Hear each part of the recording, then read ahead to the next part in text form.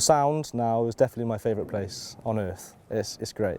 The people are fantastic, so I've got lots of family in Pembrokeshire anyway.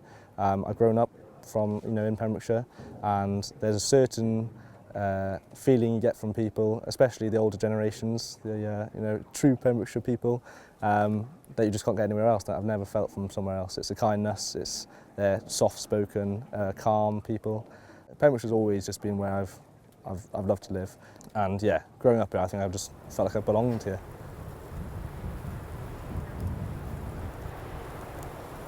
Dwi'n caru cerdded ar bwys y môr, ar yr arfordur. Dwi'n hoffi gweld y lliwiau, gweld y tonnau, teimlo nerth y môr, pŵer y môr, ond hefyd tawelwch y môr. Mae'r môr yn helpu fi i feddwl, i weddio, i synfyfyrio. Dwi'n caru bod ar bwys y môr, a unwaith i fi fod yna, wy'n gallu teimlo bod fy nghalon yn codi, a dwi'n teimlo cymaint yn well nag oeddwn ni o'r blaen. Mae fe'n hollol wych i godi'r galon ac i hyrwyddo'r enaid. There's a real respect for the sea around here. It can be harsh, it can be full on, but for people that live here year round, it's also, it's a source of income. For some people it's their work, it's their livelihood, and it's a place to enjoy for well-being. As I said, it's something about the west coast as well, being able to see that sunset in the evening down at the beach. It sort of tends to attract a certain type of person that might choose to come and move here or stay here or live here or be here. It's really, really special. Pembrokeshire has it kind of has a little bungee on you, and once you've either grown up here or been here, a lot of the people who move away or come down to visit just keep coming back. And I think that connection with the sea, certainly for a lot of people in Pembrokeshire, is quite a big part of their lives, even if it's sort of peripheral, and sometimes I think it can be subconscious as well. It's not necessarily something you're really always aware of.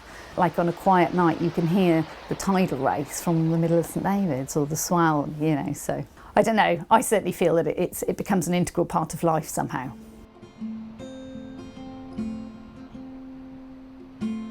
Talking about all those different types of maritime users, it's really interesting how different their personal or spiritual relationship with the sea is, where you've got cold water swimmers that are swimming all year long, unfazed by getting in and out of the sea, to a fisherman that doesn't know how to swim and thinks it's actually really unlucky to go into the water. And it's always curious to hear how those people interact and make friends and maintain relationships when they have very different views on how people should engage in the sea. I think it's a really big part of local identity living on the coast, and I think people want to engage with it more, and I think engaging creatively with it is a way you can open up that for people, especially working with seaweed, because I've had so many people from workshops that have never really looked at seaweed in that way before. They've never studied it closely. Because when you press seaweed, you have to really look at what you're doing. It's untangling, it's like untangling hair. So you have to really look at what you're doing. And so many people have said they'll never look at seaweed in the same way again after they've worked with it in a creative way, which I think that could open up all sorts of conversations around seaweed and what it means to the local community.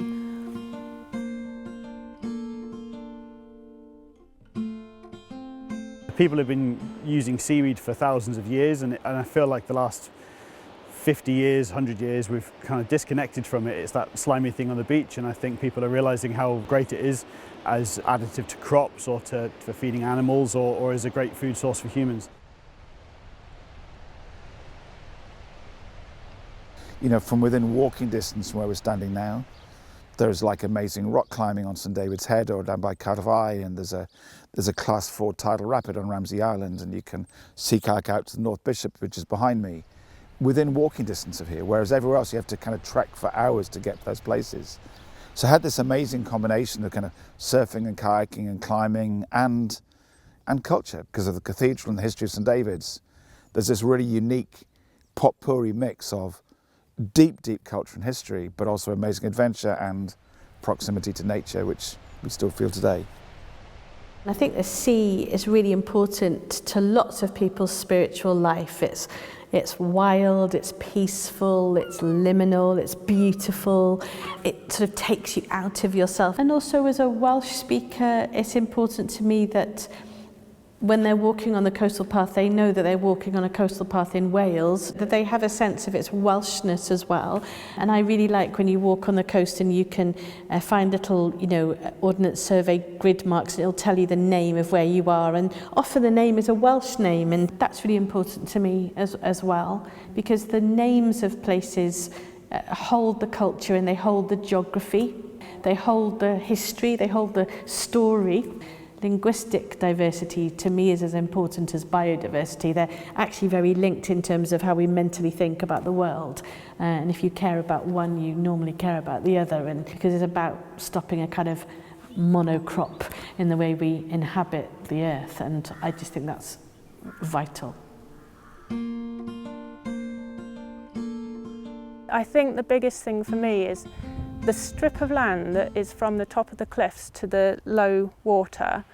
It's wild.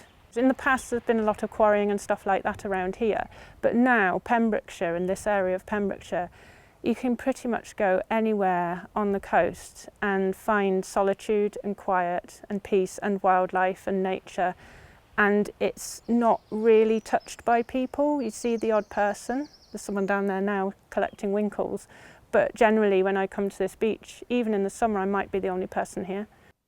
Croeso I chi I roi cyfle I fi siarad am yr ardal yma. Dwi'n ffodus iawn bod fi medru gweithio ar y tir fan hyn yn lle hyfryd fel hyn gyda'r anifeiliaid a'r gyda'r môr hefyd.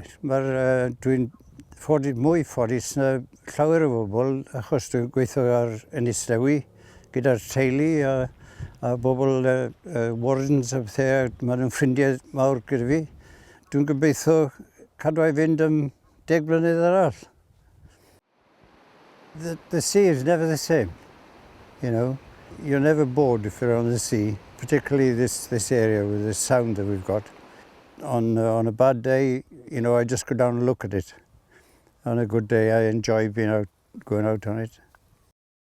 Yeah, my favourite place is White Sands. Yeah, a busy day in the summer when it's really sunny and there's good surf and the lifeguards are on and the club's busy and there's families and kids everywhere and it's a bit busy and a bit chaotic. I really love that. I think, a busy day in the summer is what it's at its best. That said, I used to hate the winter, but I actually really enjoy it now.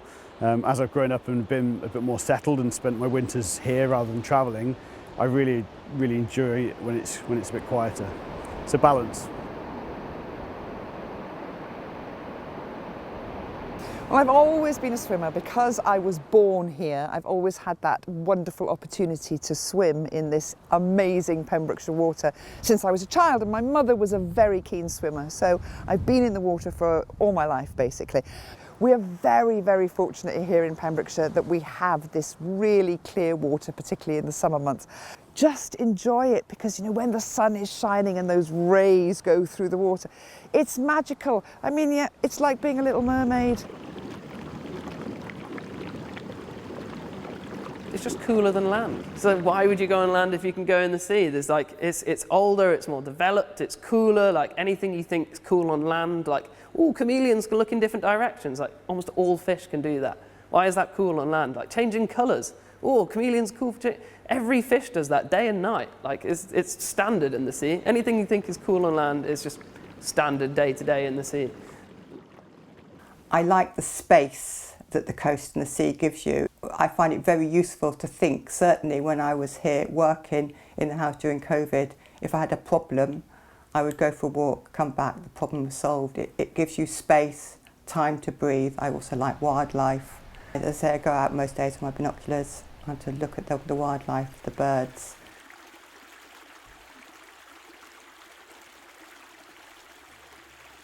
I think you're very lucky to make a live and survive with the way everything's changing, but it's the best job in the world when the sun's shining and the lobsters are catching and the sea bass are in. You just don't want to be anywhere, but you've just got to be patient and stick to it because it doesn't happen every day. Otherwise, everyone would be doing it.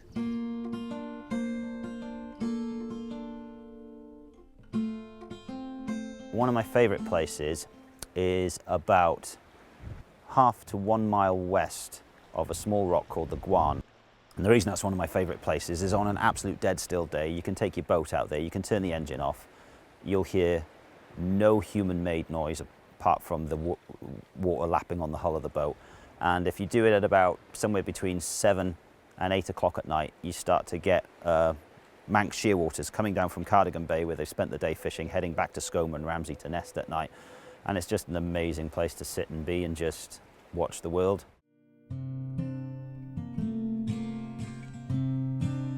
You know, when I was growing up, St David's had that real feeling about being at the far end of the world, because it would be the last place that the veg lorries came to, so you get the worst vegetables, or the things that would travel slowly to get you. But now it feels much more that St David's is at the start of a different world, rather than the end. It is at the end of the old world, but it's the start of a different one.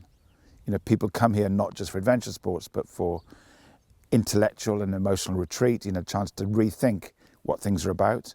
The conversations that I have on the coast paths with leaders in health and environment are conversations that cannot happen on a Zoom call. I think we get more tourists, and we get more tourists really interested in the wildlife now, I think, than we did. So I think there is a greater kind of awareness of what we have, and hopefully we're trying to kind of like feed into that and let people know that it's amazing out there. And it needs saving. I've seen wildlife changes, so I've seen the decline of some of our kittiwake colonies, which is really quite heartbreaking. But then, conversely, our auks, which is guillemots, razorbills, puffins, they're doing really well.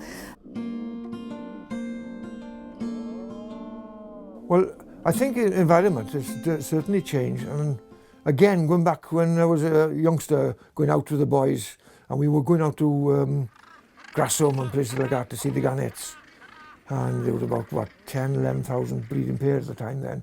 I don't know how many is there now, there's a lot more. Things like basking sharks. You used to see basking sharks all the time. I haven't seen a basking shark now for years. What's happening? The other one is jellyfish. Oh, look at us, 3 or 4 jellyfish. Good God, there should be thousands of them. The moon jellyfish and all them, the compass jellyfish. It's getting rarer and rarer to see them. There is a big change, certainly since I've been a kid, yeah.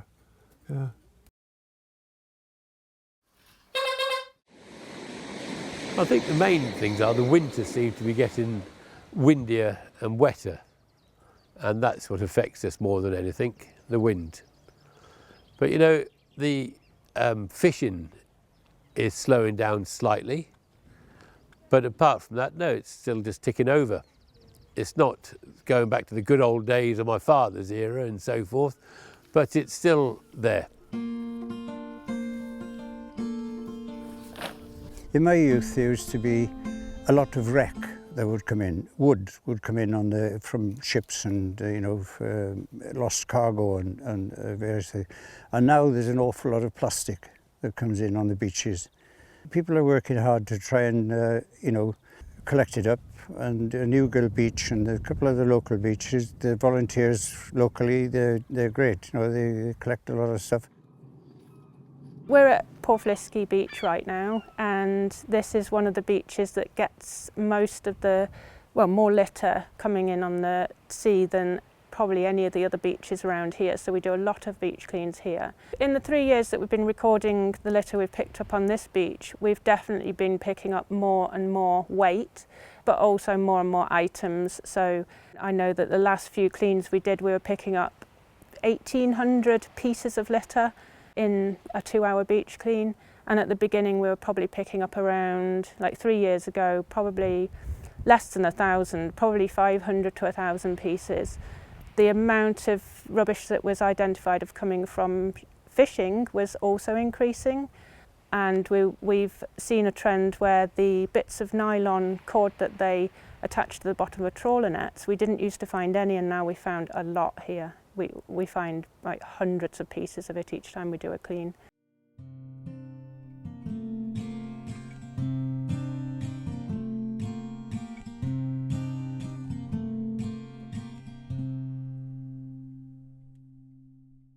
The biggest challenge here is probably the seasonality of the industry here with the tourism industry.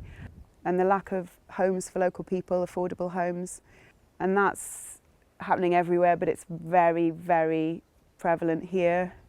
Young people can't afford to live here. I mean, there aren't many jobs, but I think that's why regenerative sea farming and regenerative tourism can help address that.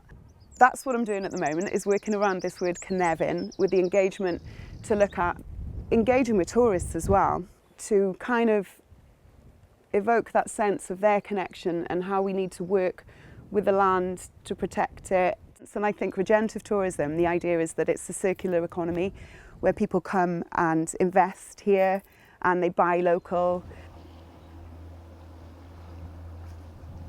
I think the only hot topic that we have here at the moment is that over the past 30 years we have seen the boat trip industry grow, and we get a lot of business here from people who will come down for 1 or 2 nights purely to take 1 or 2 trips. And at the moment we're not sure about the future of those boat trips because we might lose the access on the old lifeboat slip, and this is huge for this area.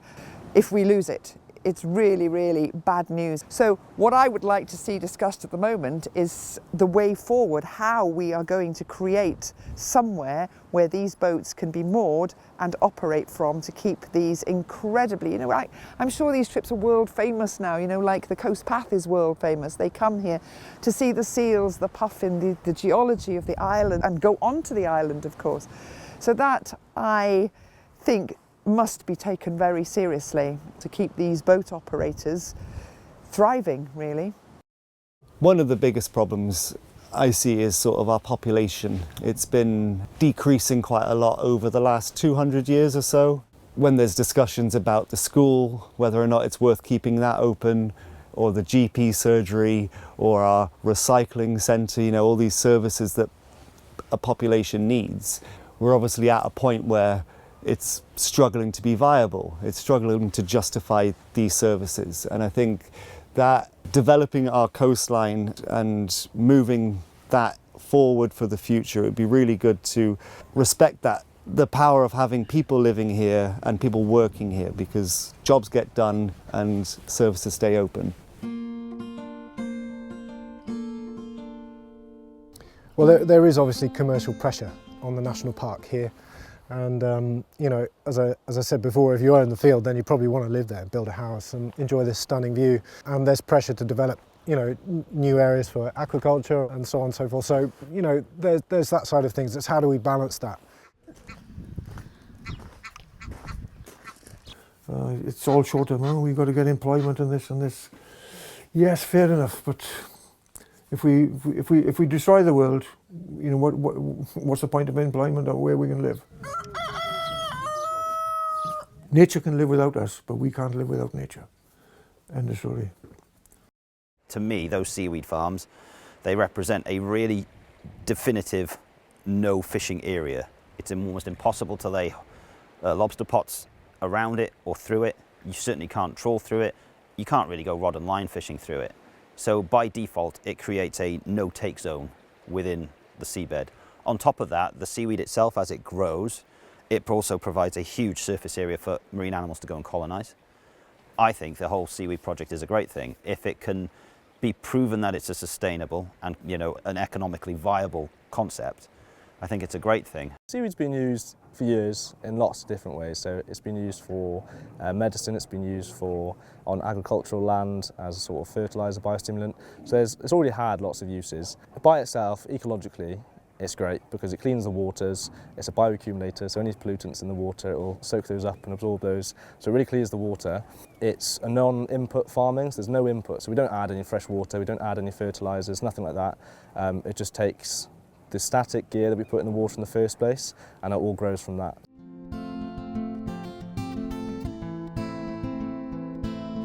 The reason why we call it a biostimulant doesn't really have anything to do with the fact that it's an extract. It's got more to do with the fact that it's not a fertilizer. But really what it does, it stimulates plants to take up more nutrients. It basically kickstarts the plant's metabolism. It's got growth hormones in it that improves the root growth of the plant, meaning it can take up more nutrients, feed more soil microbes. It's got a lot of like quite complex organic compounds that have proven to have all these complex effects on plants as well when it comes to stress resilience, so towards, you know, climatic stress, droughts and floods, pests and diseases, those kind of things. So it stimulates that whole thing, and it also kind of adds to soil, it adds like structure, these alginates kind of help with water retention, it gives energy to the plants, but it also gives energy to soil life. Nothing's going to be without its challenges, but it's such a good way of growing food, growing nutrients, a potential ingredient for many things. And I know, or I believe one of their main aims is to create the seaweed bio for the fertilisation on fields, which is just a massive thing. I mean, such a big problem with pollution around the coast is from eutrophication, so runoff from farmland, from the nutrients that they've spread on the fields. So being in the sea, it's not very nice when that happens. They can work with farmers locally to provide them with seaweed product instead. It's come from the sea, it will get washed back into the sea. Just seems like a really good circular kind of process there. We had a seaweed festival last year, which I did a workshop for, doing seaweed pressing with people from the public. And I think it's the conversations that happened within that workshop around the potential of seaweed and educating people through creativity, which I think is a really powerful thing to do. I think people have a lot of questions, a lot of reservations. They don't want to see big areas becoming unusable. They don't want to see a lot of wildlife that already is living relatively undisturbed here. They don't want to see that, their habitats changing. And I think that's something really important to have those conversations. I think it's brilliant the jobs that they'll bring to the area, because it's so seasonal around here at the moment, and I think that's really important. There's a big community of young people who are really passionate about the sea and the ocean and living on the coast. And seeing them having these opportunities is, I think, a really important thing for the community. So they're not just living seasonally anymore and scraping by. As I'm a member of the Friends, I do hear both sides. I do hear some people complaining that they don't like the look of the farm. And again, I think that's a balancing act as well. As the chair, I wouldn't want to see the whole coast as a seaweed farm. And you know, have little buoys everywhere, but I can see in places I don't have a problem with that if it's managed correctly, and indeed it brings the other benefits of an enterprise to St David's, to locals. The coastline is managed by many different organisations and also the community, and so one of the difficult things is sort of whose voice counts the most and how do we balance all of those different viewpoints. And so I work for an organisation, Pembrokeshire Coastal Forum, and we tend to sort of mediate between all of the different organisations to try and gather people together and look for a sustainable way forward for the development of the coast. So you might get voices such as Natural Resources Wales, the Pembrokeshire Coast National Park, the Crown Estate who own the seabed, and then you might have also businesses who are looking to make a living, as well as nature enthusiasts, the RSPB, Wildlife Trust. You know, there's so many different voices, you know, who all care about the coast, and they often want pretty much the same thing, but they're just coming from a slightly different viewpoint. So decision making, I find such a kind of confusing world. I think even for myself, working within that realm, it can be really unclear, you know, who owns the rights to something, who you need to go to, what's the main law for this, like what are the changes. It can be really, really a lot to get your head around. So I think that could be made simpler, definitely. So it feels like they're putting barriers in place when people are trying to do good stuff or just understand what's going on. The governance that's relating to farming doesn't connect to forestry, doesn't connect to health, and so on. So we need to reimagine what that looks like. And for me, that means starting at the earliest ages in school. And I think to have young people thinking about what justice looks like from a multi-species perspective is one of the things we have to do.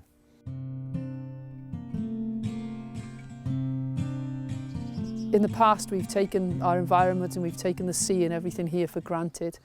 I think our children are becoming more and more aware that our natural environment is increasingly under threat. Very much bring the children up in Ysgol Penrhyn Dewi to believe that they're stewards of the sea and the land and of our planet for the future. And if we can teach them to have a love for everything for our natural environment, including the sea, then they can steward that in the future. For the last probably 8 or 9 years, rather than take our children out of the county on end of year visits to cities or swimming pools or different things, we actually walk down to White Sands when we spend a day on the beach. They have some work with the RNLI, but they go swimming, they play, there's no mobile phone signal down there. They go wandering through the rock pools and all the different things that you can do, and just enjoy the wonderful playground that it provides. So we had a school from Port Talbot a couple of weeks ago, and the beach is there, and out of a class of 30 children, when I asked them, 3 children had been to the beach. I think there's a lot of work to do around that idea of coastal deprivation, and ensuring that, our charity is based around this notion, we want all children to have access to things.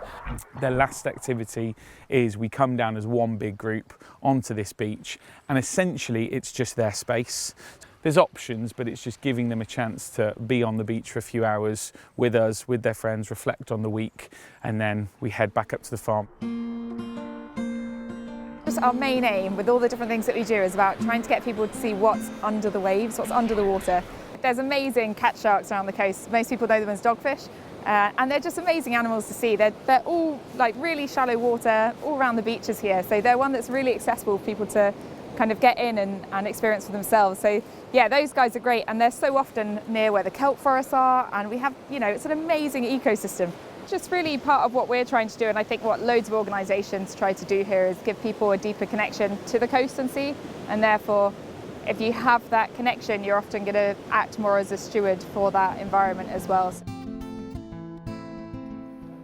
What we're trying to do is educate the palate, educate the idea that the sea contains a lot of nutrients and a lot of good things that can help human ailments. They can ameliorate conditions in the human body that we're not particularly good at controlling in other ways. The foraging activities, we try to say to people, we're going to try and convince you that while things in the wild are the best things since sliced bread, you've just forgotten about it, because it's this ancient knowledge that we have lost. I think the seaweed farms are a good idea. You've got to start looking at different alternatives, and seaweed is a very interesting one. I think just pick an area that's not too far offshore, but far enough out that it doesn't affect the commercial fishermen, doesn't affect the commercial whelk boys, and it doesn't affect the tankers that shelter in the bay here while waiting to go into Milford. So there's quite a lot of space out in St Bride's Bay, which is sort of ground that people don't fish. So that would be my view on it.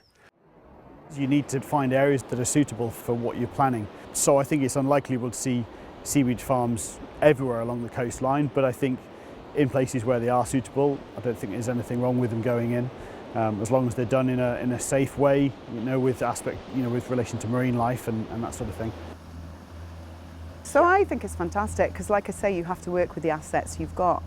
And I love eating shellfish, I love eating seaweed, but if it can bring us year-round jobs, which already it is, and it's working as naturally as possible with the environment, I'm all for it. I suppose the only fear is when you scale things up, where do you stop? But I don't think that'll happen because I think the people involved in it really care about the environment, but there will be a tipping point like anything. I don't want to see the whole of Pembrokeshire coast taken over by seaweed farms and mussel farms. It's not about taking over the whole of the sea and making it as big as we can. The aim is to become viable, and sustainability is, yes, ecologically, but also economically. We need to be viable and sustainable economically to provide the jobs long term, otherwise we can't promise anyone anything. Personally, I'd like to see some seaweed growing near to where you do get a lot of pollutants from artificial agricultural products and the industrial units along rivers. It'd be good to use seaweed to clean that. I just worry that the seaweed that you grow for that might not be a product that you can use. I think we should be discussing how we utilise that very valuable asset. We can produce it on a large scale.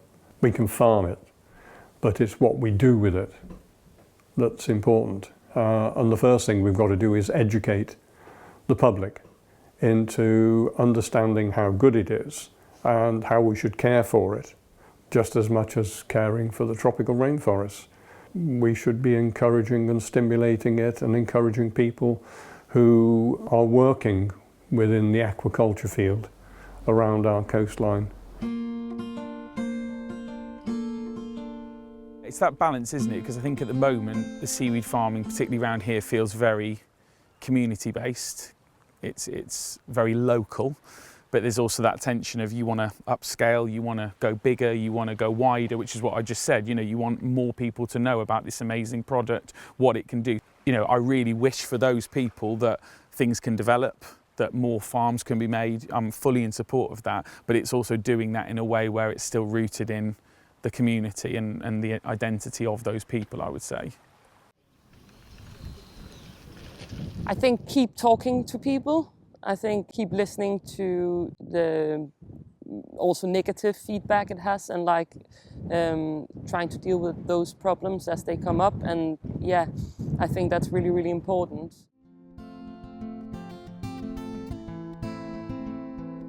I would like to see some sort of permanent solution to this cove that we're in now at St Justinian's, whether that is a community-funded project or a community interest company that actually managed and ran this site for the community, by the community, to ensure the longevity for the community and the future employment of it.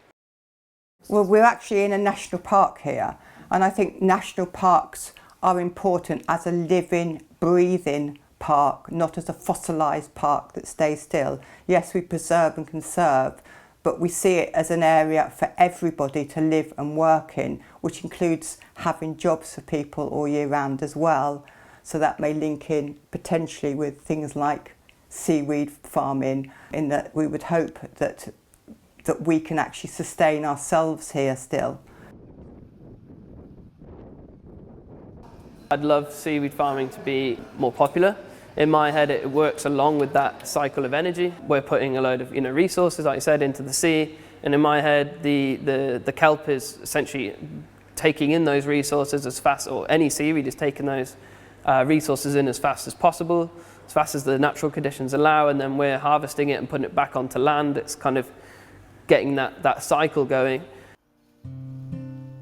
There is hope. We're not beyond the edge yet. We're getting close to it. So I just hope, yeah, that I'm not divlas, as they say about it in Welsh, ooh, that's the end of it, we've had it. No, there's something to look forward, we've got to. I like to think there is hope. We've really got to start to act now. We've got to listen to our younger children, and they're telling us what to do and showing us the way forwards. And yeah, we do have a big responsibility, I think, to look after all of this so that it's there for future generations to come. It feels positive, I think, and I think in a way we could be leading the way in some things here, in the things that we're doing. And I think that might be just because we are like a little island, and it kind of gives us that ability to work together really closely, because we're surrounded by water on three sides. So we're a very close-knit community, and I think we're hardy people here, and we have to be really creative to look at ways to sustain a living here. I'm impressed by the attitude of young people, to tell you the truth. They have a very green-orientated attitude towards the sea and the land in general, and so I'm really hopeful. Oh, the sea is a place that I long for, and the salt wind it blows in my mind, where the wild secrets reign, all the hope and the pain, the joy and the love and the sorrow.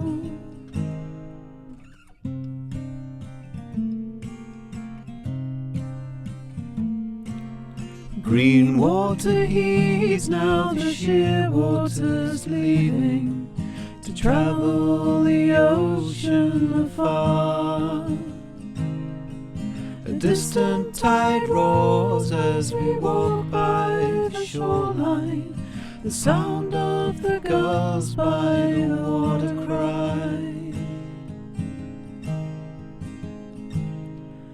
Lives that were lived, souls gone adrift.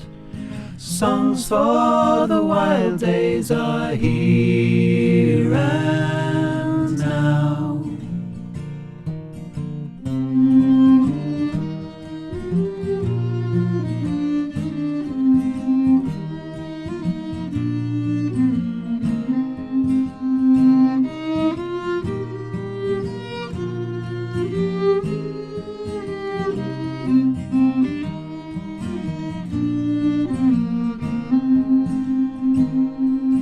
This is my song, a song for the ocean, to memories like tears in the sand. Oh, I dream of the days as I watch the horizon, a wild winter water, a song for you. Oh, the lives that were lived, the souls gone adrift, the songs for